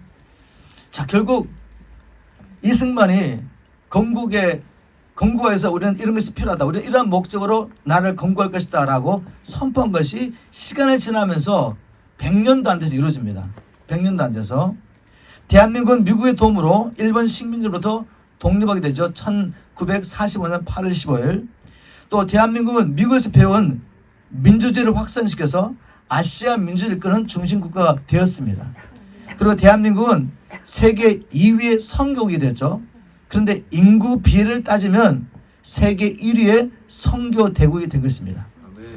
미국은 3억이 넘습니다. 우리 대한민국은 북한과 다 합쳐가지고 제가 알기로는 7천만 정도 된단 말이에요. 근데 우리 5천만, 이 대한민국이 지금 3억과 비교하면 6배, 7배 작잖아요. 그죠? 그런데 이 나라가 지금 인구 비례를 따지면 세계에서 선교사를 제일 많이 보내는 제 세계 1위의 선교 대국이 된 것입니다. 아멘. 대한민국을 세울 때 가졌던 세계 봉화에서 우리는 이 나라를 세울 것이다 라는 이승만 대통령의 나라를 향한 이 건국 이념이 그대로 이루어진 것입니다. 자, 이제까지 하나님께서 어떤 목적으로 열방 가운데서 우리 민족을 불러주셨는지 몇몇 하나님의 종들을 통해서 선포된 예언을 살펴봤습니다. 하나님의 종들을 통해 선포된 우리 민족을 향한 하나님의 계획을 정리하면 다음과 같습니다. 제가 똑같은 말 반복합니다. 왜요? 그냥 인포메이션을 듣고 이제 지나가지 마시고 그랬구나 이렇게 지나가지 마시고 새겨보란 말이에요. 아멘. 생각해 보십시오. 정말 이 민족이 그렇게 생각을 받았는가? 저는 이제 미국 이민 간 지 거의 40년 됐습니다. 그래서 어떻게 생각하면 이 나라와 뭐 아무 관계없는 사람처럼 보이지만 그러나 뿌리를 내려가 보면 이 비전 아래 제가 있더라는 말이죠. 아멘. 그래서 우리 자녀에게도 이렇게 이야기했습니다. 너희들 한국말 못하고 한국을 모르면 이제 시대의 역사 가운데 하나님의 역사 가운데 뒤질 수밖에 없다. 계속 이야기했습니다. 그래도 못 알아듣다가 우리 큰딸이 자라고 난 다음에 여러 이제 하나님의 놀라운 기름 부음과 사역하시는 주의 종들이 선포하는 메시지를 딱 듣고 난 다음에 뭐 로링크니 목사님 같은 분도 메시지 전할 때 한국교회랑 하나님의 교회를 선포하잖아요. 그걸 듣더니 아빠 말이 맞았어. 그리고 이 2세가 이제 그때부터 한국말로 찬양인도를 하고 한국말을 열심히 하더니 지금 한국말 아주 잘해요. 자, 여러분, 우리 자녀들에게 이 비전 심어줘야 됩니다. 아멘. 이것은 우리의 사명. 그래서 제가 계속 반복해서 선포하는 거죠. 하나님의 종들을 향하여 선포하신 하나님의 계획이 무엇입니까? 이 민족과 이 나라를 향한 하나님의 계획은 하나님은 한반도에 세워질 새로운 나라를 기독교 나라로 세우실 계획을 가지고 계십니다. 아멘. 이 나라를 동방의 등불로 삼으시고 아시아뿐만 아니라 열방의 복음을 전하는 메신저로 세기 원하셨습니다. 믿습니까? 남한만 아니에요, 여러분. 한반도, 한민족이야. 저희 북한은 지금 2,500만 동일한 우리 민족이 김일성을 하나님을 섬기고 우리가 할 일이 많다는 것입니다. 하나님의 계획 아직 이루어지지 않았습니다. 그래서 우리가 이것을 붙잡고 북한의 문이 열리도록 또 기도해야 되고, 이 남북 통일되되 적화 통일이 아니라 자유민주주의 나라로 통일되어서 기독교 나라로서 열방에 드는 코리안 디아스포라와 함께 이 복음을 들고 땅끝까지 이스라엘까지 가는 이 사명을 다 감당하도록 우리가 기도해야 됩니다. 아멘. 기도할 때 주님은 그 사람을 통해서 일하시죠. 아멘. 크거나 작거나 이건 인간의 생각이고, 하나님은 예수님께서는 그 당시에 뭐 12제자를 부르실 때 좀 똑똑한 사람 부를 수 있잖아요. 그죠? 근데 갈릴 사람들을 다 부르신 거죠. 제가 알기로는 시몬 빼고는 전부 갈릴 사람들이었습니다. 여러분, 그 당시 갈릴 사람들 어떤 사람이죠? 갈릴리 저쪽은 허감이 가득한 나라입니다. 한마디로 말해서 변방이에요, 변방. 그 땅은 다른 나라와 접했기 때문에 피도 많이 섞이고 항상 전쟁이 있었던 나라. 전쟁할 때 전쟁이 있었던 것이죠. 그래서 피도 많이 섞이고, 그래서 저 변방으로 생각하면서 아주 천시하겠습니다. 그런데 예수님께서는 바로 갈릴리 사람 가운데 자기의 제자를 부르신 거죠. 다시 말해서 하나님의 계획은 인간의 생각과 너무 다르다는 거죠. 아멘. 우리가 사람들이 보기에 부족하고 뭐 이런 교회가 뭘 할 수 있을까, 그렇게 보일 수 있지만 하나님의 비전을 발견하고 하나님의 말씀에 순종하기만 한다면 시대에 하나님께서 쓰시는 귀한 주의 몸된 교회로 하나님 쓸 수 있습니다. 그래서 하나님의 비전을 발견하는 주님을 축복합니다. 아멘. 이제 하나님께서 약 120년 전에 주의 선자를 통해 선포하신 일들을 어떻게 이루어 가셨는지를 하나님의 방법을 보자는 거죠. 이런 비전이 그냥 이루어지지 않습니다.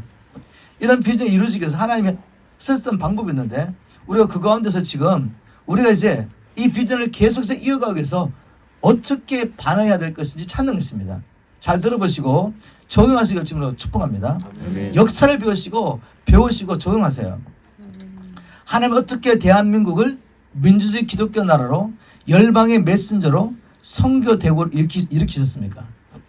새로운 나라를 세우기 위해서 가장 중요한 건 무엇이겠습니까? 백성이 준비되어야 됩니다. 백성이 전혀 준비되지 않았는데 어떤 한 지도가 일어나가지고 기독교 나라 세웁시다 그러면 이게 되겠습니까? 안 세워져요, 여러분. 사람의 준비돼야 되죠.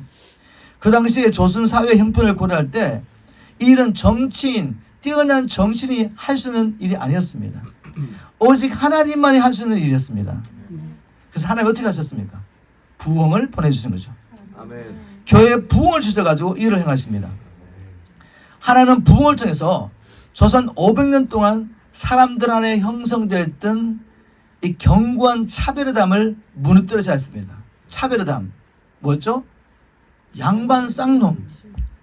양반 쌍놈으로 딱 나눠져 있었고, 특히 노예로 태어나면 여러분이 아무리 뛰어나도 할 수 있는 일이 아무것도 없습니다. 조선사회에서는. 얼마나 이 양반 쌍놈의 이 담이 높았는지 역사를 연구하면 알 수가 있죠. 또 양반 쌍놈의 벽 또 뭐가 있었습니까? 남녀 차별의 벽이 있었습니다. 그래서 이런 벽을 가지고 있는 상태에서는 민주주의 나라 이룰 수 없습니다. 기독교 나라 이룰 수가 없는 거죠.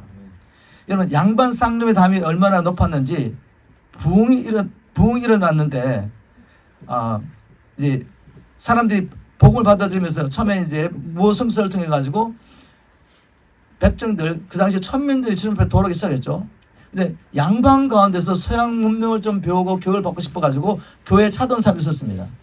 근데 그 사람들이 이 무호 선교사에게 뭐를 부탁했냐면, 우리 양반을 위해서 따로 앞자를 마련해 주십시오. 우리 양반이 어떻게 쌍놈 같이 예배를 드립니까? 그리고 양반을 위해서 특별히 앞에 자리를 준비해 달라는 거죠. 무호 선교사가 네 그렇게 하겠습니다 라고 말했을까요? 아니죠. 예수 안에서는 양반 천민 구별이 없습니다 라고 정중히 구별했습니다. 정중히 거절했습니다. 그랬더니 이 사람들 나가서 뭘 하냐면 양반을 위한 새로운 교회를 세웁니다. 그런데 하나님의 섭리 가운데 그 교회가 불나게 되죠.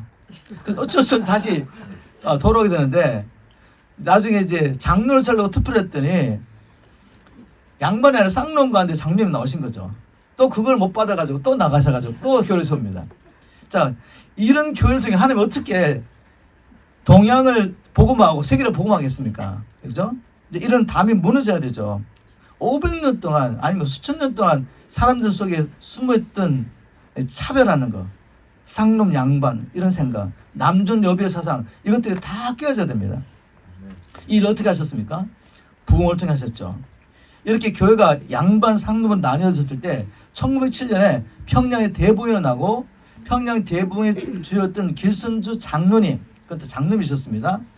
장로님이 그때 조사라는 직분에 있었는데 평신도지만 말씀을 나눌 수 있는 이 직분을 가진 장로님이 평양에서 부흥을 경험하시고 이제 서울에 와서 연합 사경회를 열었습니다. 이 사경회 굉장히 중요한데, 여러분 사경회가 뭔가 하면 선교사들이 사경회를 열었습니다. 사경회는 어떻게 진행됐냐면 아침 시간에는 성경을 가르쳐줍니다. 그리고 오후 시간에는 말씀 들은 사람 나가서 전도를 해요. 그리고 저녁 시간에는 또 전도된 사람들이 사람들을 데려와 가지고 밤에 전도 집회를 합니다. 하나님의 말씀, 복음을 선포하는 거죠. 복음을 선포하는, 뜨겁게 기도하던 이 사경회를 열었죠. 바로 이런 사경회가 길선주 장로를 통해 서울에서 연합으로 이루어지게 됩니다. 그때 성령이 모임 가운데 부어지고 성령이 역사하시면서 집회가 끝나기도 전에 양반과 쌍놈들이 함께 앉는 일이 일어났습니다. 서울의 양반들이 쌍놈과 동석했다는 것은 곧 높은 그 차별의 벽이 무너졌다는 말이죠. 아멘. 부흥을 통해서 이게 이루어진 겁니다. 아멘. 오랫동안 전통 가운데 이거 양반의 쌍놈과 같이 앉는 게 너무 불편한데, 이게 성리 역사가 다 무너지는 거죠. 또 그 다음에 높았던 별이 남존 여비의 사상입니다. 남자와 여자를 구분하는 것. 그 당시에 남존 여비의 사상 때문에 여자들은 인격적으로 대우를 하지 않았습니다. 죄송하지만 인격적으로 존중을 받지 못했기 때문에 교육이라는 것은, 여자가 교육을 받는다는 것은 집안이 망하는 거죠. 아니 여자가 무슨 교육을 받아, 이런 생각을 갖고 있다는 말이죠. 근데 여자하고 뛰어난 사람 얼마나 많습니까, 여러분? 지금도 성교제 가면 남자가 못 들어가는 그 열악한 상황에 지역에 여자 성사가 들어가지고 개척해 버립니다. 하나님 나라에서도 여자들이 아주 중요한 역할을 많이 하거든요. 근데 여자들과 뛰어난 사람들이 많이 있는데, 남존 여비의 사상 가운데 묶여있는 이 조선에서는 여자가 할 일 없단 말이죠. 애 놓고 빨래하고 농사일하고 이 일밖에 못합니다. 남자들은 밖에 나가서 담배 피우고 앉아있고. 예? 이게 조선 사회였어요. 자, 이게 무너지는 겁니다. 어떻게? 부흥을 통해서. 그 당시 부흥이 일어나기 전에 한국 여인들 중에 그를 아는 이는 1000명 중에 2사람 정도, 0.02%. 0.02%의 여자들은 겨우 그를 알았던 거죠. 그런데 부흥이 일어나 난 다음에 한 감리교 선교사는 그 당시 여인들이 교육을 천시하는 풍토는 가히 세계의 도문 여겼다라고 그러겠습니다. 선교사가 하는 말이, 한국 조선의 여자들은 얼마나 교육을 천히 여겼는지 가히 세계에서 이런 일이 없었다는 거죠.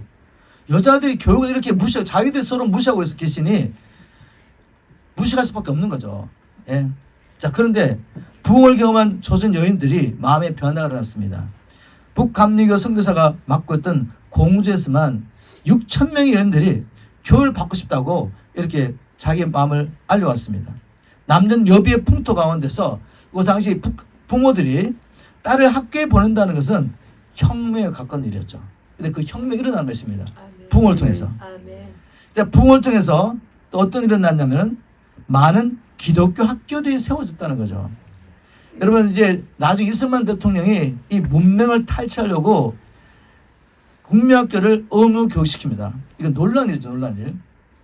기독교 교육을 통해서만 이 나라가 살아날 수 있고 소망이 있다는 것을 깨닫고 이분이 이제 학교를 세우시는데 나중에는 소학교를, 국민학교를 의무 교육으로 다 국가에서 그냥 의무 교육이죠. 의무 교육으로 만들었는데 그 전에 어떤 일이 났다고요? 부흥을 통해 가지고 기독교 학교들이 세워지기 시작합니다. 여러분, 기독교 학교가 세워진다는 것은 또 뭘 의미하죠? 그냥 그냥 세상 교육이 아니라 기독교 교육을 통해서 이 조선을 거듭나게 하기 원했던 이승만 대통령의 비전이 이루어지는 겁니다. 부흥을 통해서 어떤 운동이 일어났냐면 1교회 1학교, 한 교회가 한 학교를 세운다는 운동이 일어났습니다. 놀랍죠, 여러분? 지금도 이렇게 교회가 많지만 학교하는 교회 얼마나 있습니까? 근데 1907년대를 이야기하는 거죠. 1907년. 이 부흥을 경험을 한 다음에 1교회 1학교 운동이 일어나게 되고 교회 학교가 세워지기 시작합니다. 그래서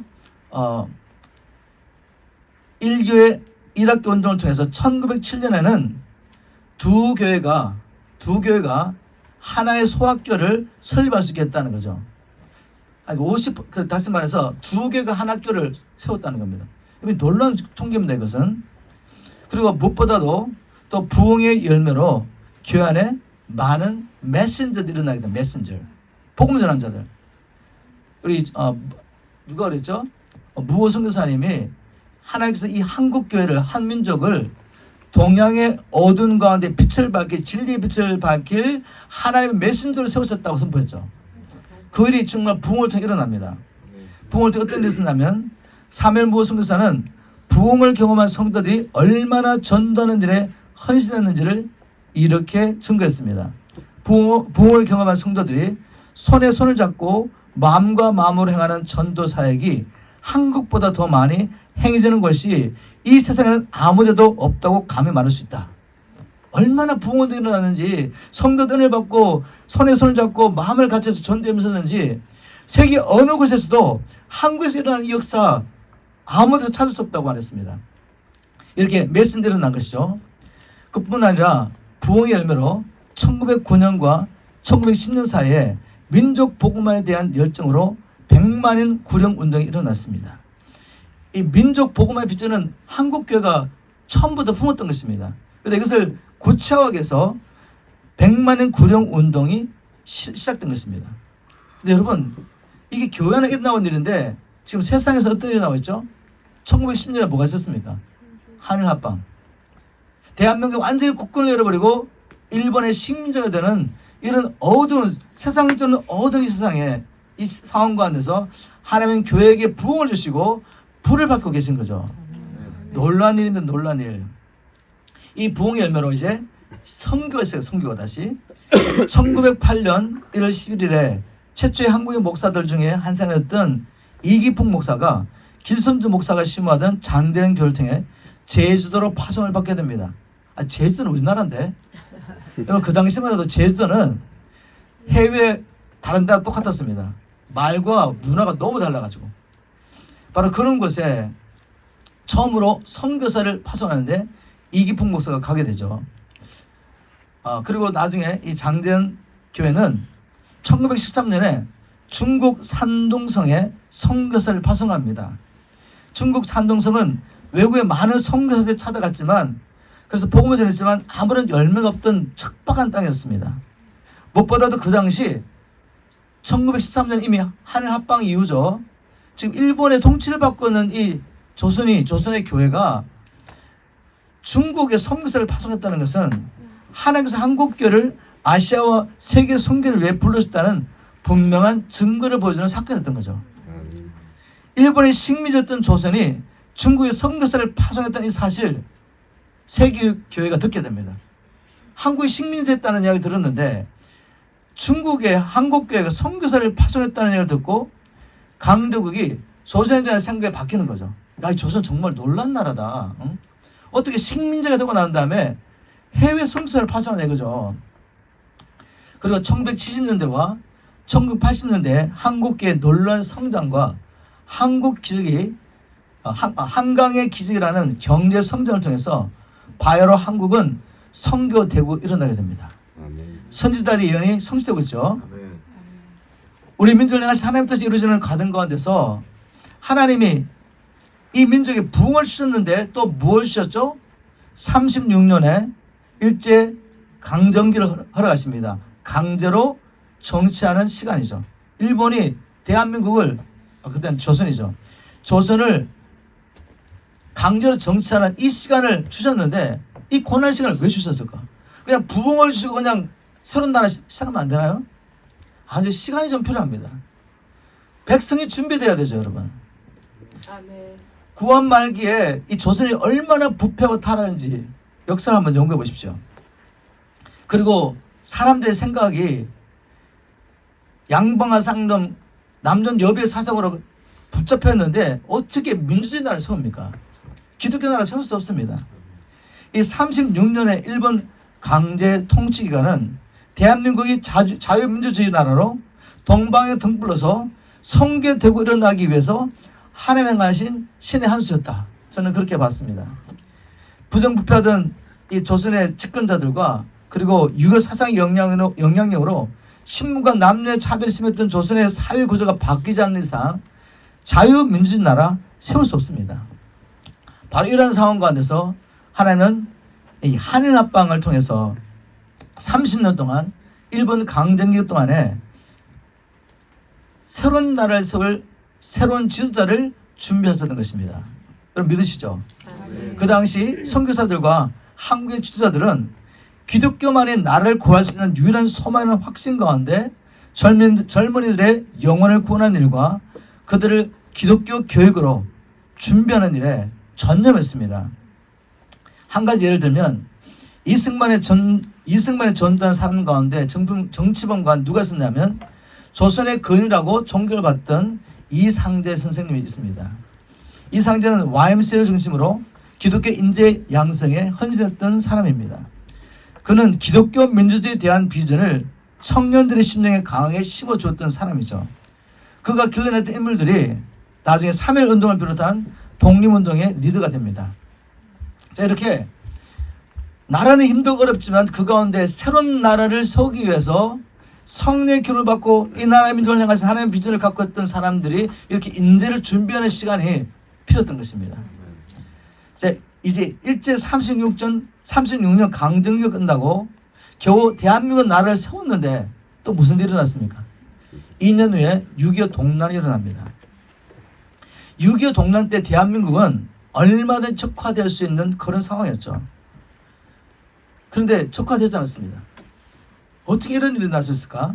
그 이유는 대한민국을 동방의 등불로 삼으시고 아시아 온 세계에 복음을 증가하기 원하시는 하나님의 계획이 계셨기 때문에 완전히 적화되는 것 하나님 막아주셨죠. 아멘. 북쪽은 여전히 공산주의 나라가 세워졌지만 이 남한에 하나님께서 이 나라를 지켜주셨습니다.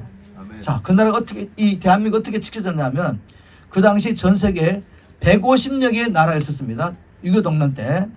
그런데 이승만 대통령이 우리를 도와주십시오라고 호소했을 때 놀랍게도 68개국의 나라가 군대와 물자와 사람을 보냅니다.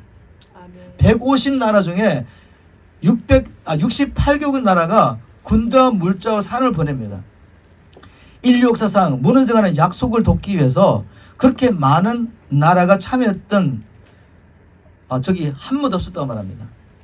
기네스북에 올라있는 세계 신기록가 말합니다.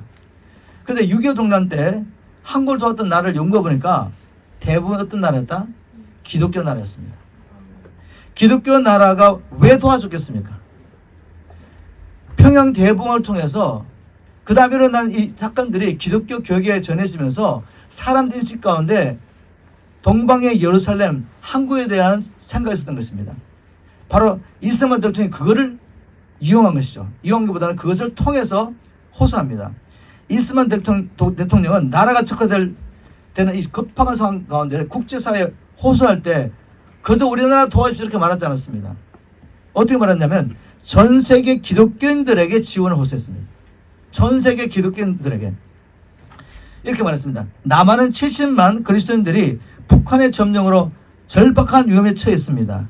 라고 전 세계 기독교인들에게 이 나라 70만 성도들을 위해서 우리를 도와주십시오라고 기독교 나라들에게 호소했던 것입니다.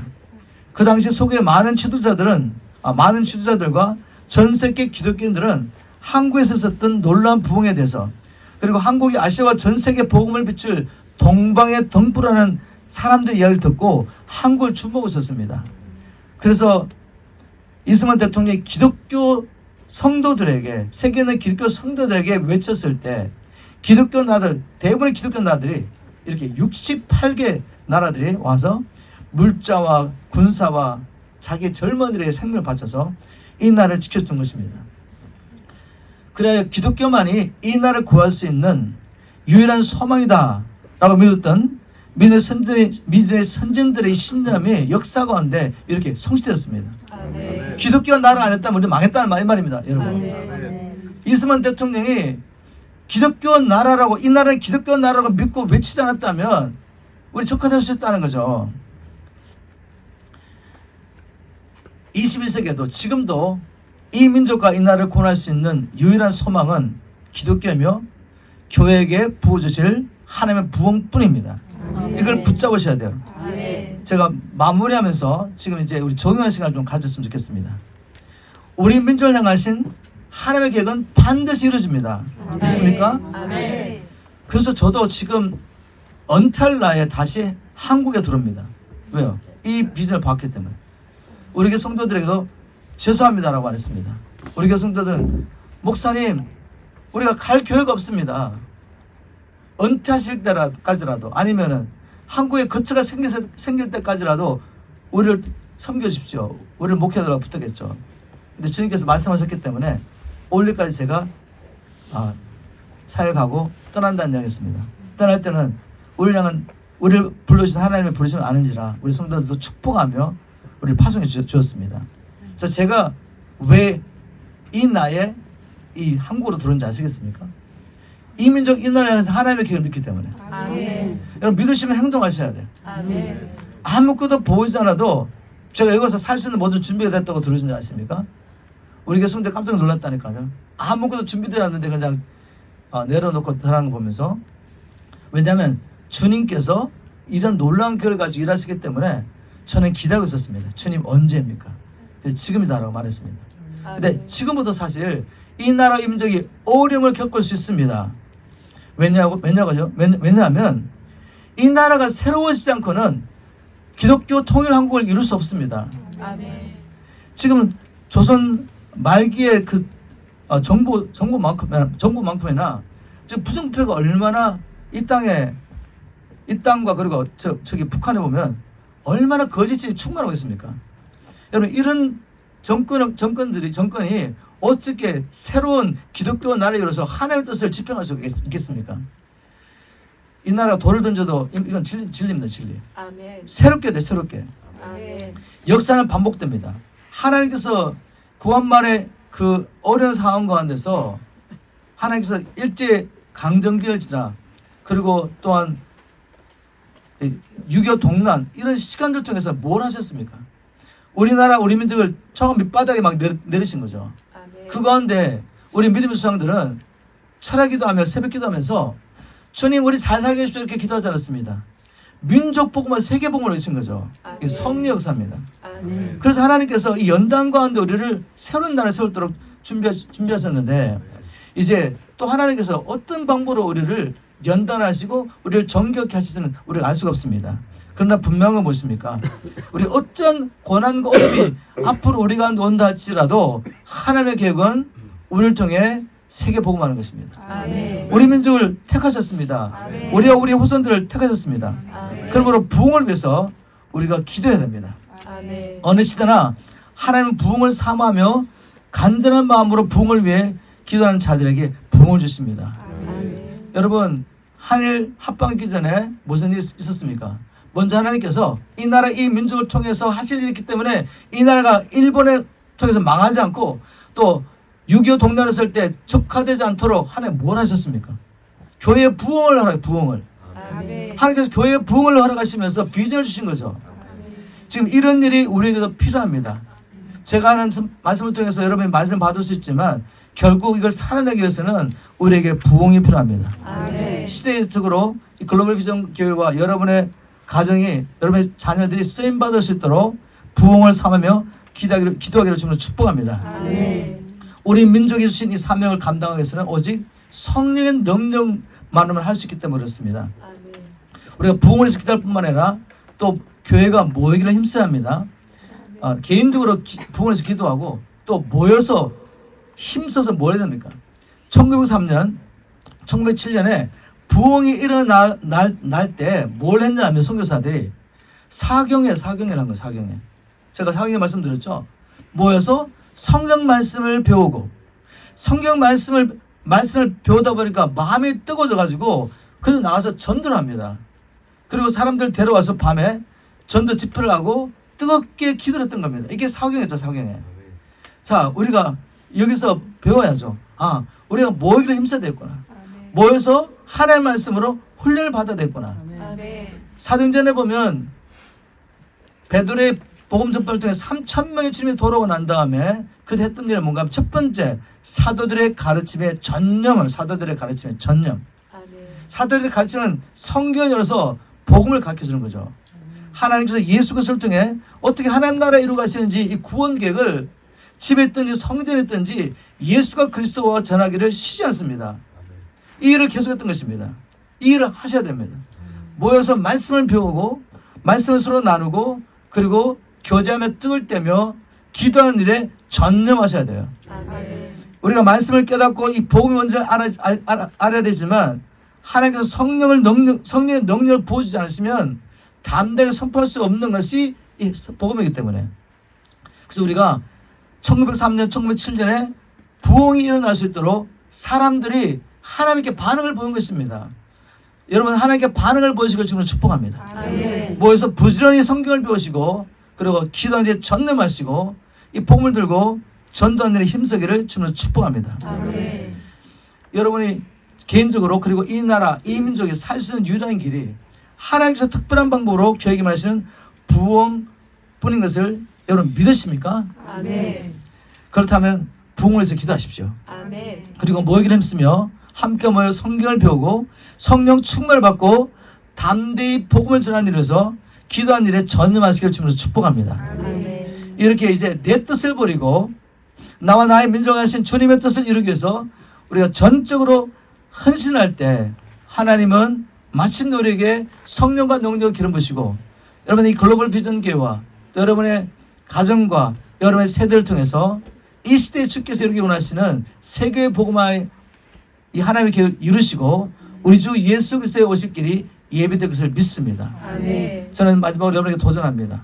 우리 주님께서 부르고 계시는데 누가 이렇게 대답할 것입니까? 주님 내가 여기 있습니다. 나를 보내주십시오. 아멘.